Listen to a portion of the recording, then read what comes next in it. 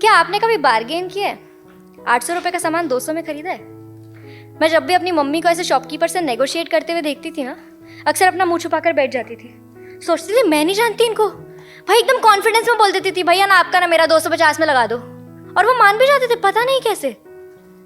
And today with God's grace and my mother's genes मैं bargain करने में बहुत बढ़िया हूँ। हर चीज़, छोटी बड़ी, कपड़े, सब्जी, एसेंशियल्स, रिश्ते, जिंदगी, हर चीज़ से बार्गेन कर सकती हूँ, ना कम ना ज़्यादा। खैर, ये कहानी है 2018 की। तब मैं कॉलेज में थी, first year of my college. मैं हॉस्टल में रहती थी। अब हॉस्टल लाइफ ना बहुत अनोखी होती है। दोस्तों में परिवार होता है, उनके साथ मेस के घटिया खाने में भी थोड़ा सा स्वाद लगता है। थोड़ी नोक-झोंक होती है, थोड़ी घर की याद होती है। कभी रात को 4 बजे चुपके से बनाई हुई वो मैगी होती है जो सब लोग शेयर करते हैं। हॉस्टल लाइफ में ना कुछ तो मिल ही जाता है दिल बहलाए रखने के लिए। मेरे लिए वो चीज़ थी मेरी दोस्त प्रिया। वो पहले दिन वाली दोस्ती नहीं होती जो बस रह जाती है, वैसी दोस्ती थी। प्रिया मेरे बारे में सब जानती थी। कुछ लोग होते हैं ना जो तुम्हें तुमसे बेहतर जानते हैं। भले ही तुम कुछ ना कहो, लेकिन तुम्हें वो तुम्हारी रूह से पहचानते हैं। जानते हैं वो तुम्हारा सच, और तुम्हारे सच में छुपा हुआ तुम्हारा झूठ भी। बस वही कुछ लोग होते हैं जो तुम्हें जानते हैं।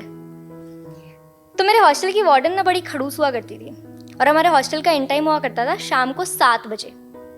अब मैंने कॉलेज के टाइम में लिखना शुरू किया था, तो मैं तब से ओपन माइक जाती थी। तो प्रिया ना हर सैटरडे इलीगली मेरा सिग्नेचर करके मुझे रात को 9 बजे हॉस्टल में स्नीक इन कराती थी। अलग ही खतरों की लाड़ी खेल रहे थे हम लोग। लेकिन पता है, उसके साथ घर कभी घर से दूर लगा ही नहीं। लेकिन पता है इसके बाद क्या हुआ? नजर। मुझे नजर से ना बहुत डर लगता है। जब भी किसी इंसान को बहुत पसंद करती हूँ ना, उनके बारे में इतनी बात कर लेती हूँ कि नजर लग जाती है यार। एक दिन ऐसे ही हमारा झगड़ा हो गया। उसने कुछ कहा गुस्से में, मैंने कुछ कहा। मुझे लगा ठीक है यार, गुस्सा कर लिया, कल गाली दे देगी और क्या। लेकिन शब्द जो होते हैं ना, वो एक बार निकल गए ना वापस नहीं आते, यहीं लगे होते हैं। तो उसके बाद ना उसने कुछ कहा ना मैंने मनाने की कोशिश की। जो इंसान मुझे इतना जानता था वो अनजान होकर घूम रहा था मेरे सामने हर रोज, और मैं भी शिकवे लेकर सो जाती थी हर रोज। तो एक दिन मैं सुबह उठी, लेकिन मुझसे उठा ही नहीं गया। तबीयत बहुत खराब लग रही थी। चेक किया तो देखा बुखार था। एक दिन रुकी, दूसरा दिन रुकी, बुखार ठीक ही नहीं हो रहा था। सब किया, दवाइयाँ ली, बाहर गई, वॉक किया, सब किया जो किया जा सकता था। तीसरे दिन डॉक्टर के पास गई तो पता चला एक मच्छर कितना खतरनाक हो सकता है। डॉक्टर ने कहा कि डेंगू है, प्लेटलेट्स बहुत कम है, एडमिट करना पड़ेगा। मेरे पापा आए, मुझे एडमिट करा गया। बहुत दर्द में थी, प्लेटलेट्स बहुत कम थे, सलाइन चल रही थी, इंजेक्शन चल रही थी। उस वक्त ना मैं खाने को दवाइयों की जैसे खाती थी, बस वही चल रहा था पूरा टाइम। और पता है जैसे ही हमारी जिंदगी में एक माइनर सा भी इनकन्वीनियंस होता है ना, हम कैसे भगवान से भीख मांगने लग जाते हैं कि बस ये करा दो। मेरा भी चल रहा था कि भगवान बस हॉस्पिटल से निकाल दो, सब कर लूंगी। मतलब मेरी बार्गेन स्किल्स यहाँ भी चल रही थी।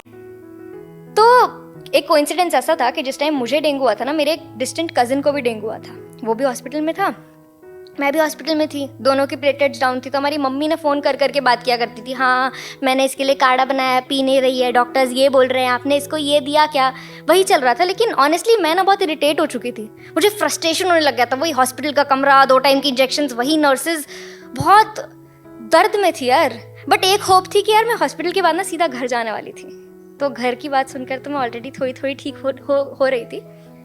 फिर 6th डे पर, मेरे डेंगू के 6th डे पर मेरा बुखार कंट्रोल में आया। डॉक्टर ने कहा कि ठीक है आज इसको डिस्चार्ज मिल जाएगा। उस दिन ना मेरे चेहरे पर इतनी खुशी थी ना, ऐसे अलग ही चमक थी। पापा बाहर पेमेंट कर रहे हैं, मैं बैठी हूँ, मम्मी बात कर रही है किसी से। मैंने घर पे ना एक इंसान को फ़ोन करके बताया मैं आ रही हूँ, मेरे लिए ये खाना बनेगा। उतने में ही ना मम्मी को एक फ़ोन आया। मम्मी बात कर रही है, जैसे ही फ़ोन ख़त्म हुई मम्मी का चेहरा उतर गया। मैं मम्मी का चेहरा देख के समझ गई कुछ तो हुआ है। उतने मम्मी ने बोला कि बेटा वो तुम्हारा कज़न है ना, वो नहीं रहा, उसकी प्लेटलेट्स थोड़ी ज़्यादा गिर गई, फिर ठीक ही नहीं हुई। मैं बहुत डर गई, एकदम से बैठ गई नीचे, मेरे चेहरे की चमक उड़ गई, दिल सुन पड़ गया जैसे। मैं इतना जानती नहीं थी उसको, लेकिन वो मेरी उम्र का था ना, ऐसे कैसे हो सकता है। मुझे भी डेंगू था, ऐसे कैसे हो सकता है। बीमारी तो एक ही थी ना हम दोनों को, तो उसके साथ इतना बुरा क्यों और मेरे साथ इतना अच्छा क्यों। मैं बहुत सोच रही थी। मम्मी ने कहा कि बेटा अभी अभी ठीक हुई हो, ज़्यादा टेंशन मत लो, किस्मत की बात होती है।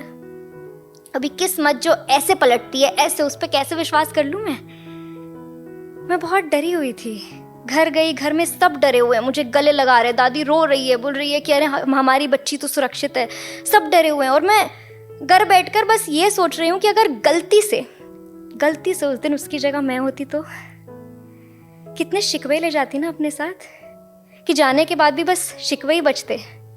उस दिन बैठी तो इतने लोग याद आए जिनसे मेरी बातें अधूरी हैं, इतने लम्हे याद आए जो मैंने आज तक जिए नहीं हैं, इतने वादे याद आए जो मैंने किए लेकिन निभाए नहीं, इतने सपने थे जो मैं नींदों में ही लेकर सो रही थी हर रोज। उस दिन ना इस गिल्ट और इस दर्द के साथ मैंने हर एक इंसान को फोन लगाया जिससे मुझे बात करनी थी। सबसे पहला कॉल ना प्रिया को लगाया। उसे बताया मैंने कि कैसे उसके बिना जिया हुआ एक भी पल जिया हुआ लगा ही नहीं, कि कैसे उसके बिना अब कोई मेरे लिए स्नीक इन नहीं कराता, क्योंकि सपनों के लिए कोई तैयारी नहीं था। उसे बताया कि कैसे अब मैंने मैगी खाना छोड़ दिया है क्योंकि कोई और मैगी शेयर ही नहीं करता। हम लोग ना उस दिन फ़ोन पर बहुत रोए। उसने मुझे बताया कि उसे मेरी बहुत याद आई। हमने बहुत देर बातें करी, 2 महीनों तक बात नहीं हुई थी हमारी। 2 मिनट में शिकवे मिटा दिए प्यार ने। इस कहानी ने, उसके जाने के बाद मुझे एक चीज़ तो समझ आ गई कि यार तुम जिंदगी से ना कभी बार्गेन नहीं कर सकते। तो अगर आज इस कहानी से मैं चाहती हूँ कि आप कुछ घर ले जाओ तो यही कि ज़िंदगी ना अनसर्टन है मेरे दोस्त। शायद ज़िंदगी से ना वक्त मांगने से कुछ नहीं होगा। मांगना है तो अपने हिस्से की खुशियाँ मांगो, सपने मांगो, नींदों में 2 सपने देखो, सुबह उठकर 3 सपने जियो।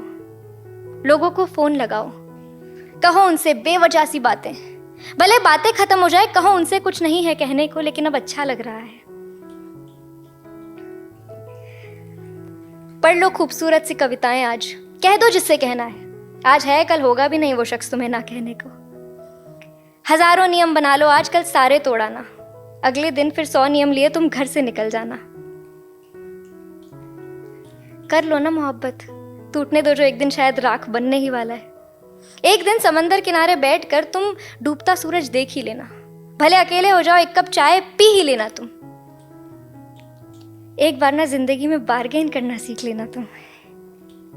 800 का सामान 200 में खरीदने की कोशिश जरूर करना, लेकिन जिंदगी से बार्गेन मत करना, अपने सपनों से बार्गेन मत करना, अपनी खुशियों से बार्गेन मत करना।